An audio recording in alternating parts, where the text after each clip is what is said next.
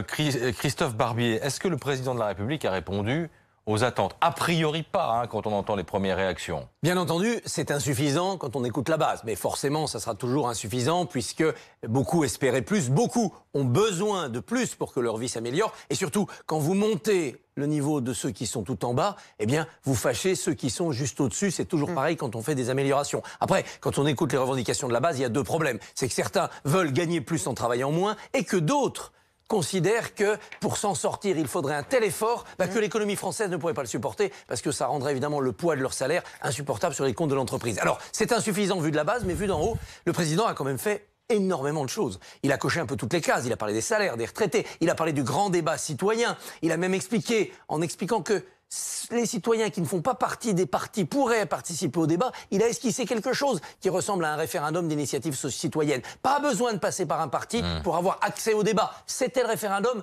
en filigrane. Et puis le président a surtout, dans la sobriété de son allocution, fait ce mea culpa en revenant sur les erreurs commises, et notamment sur les retraités. Il a reconnu que c'était un effort trop important et qui n'était pas juste. Donc, il a fait, si j'ose dire, le boulot hier au Premier ministre de rentrer dans les détails. Et après, il faudra négocier la sortie de crise.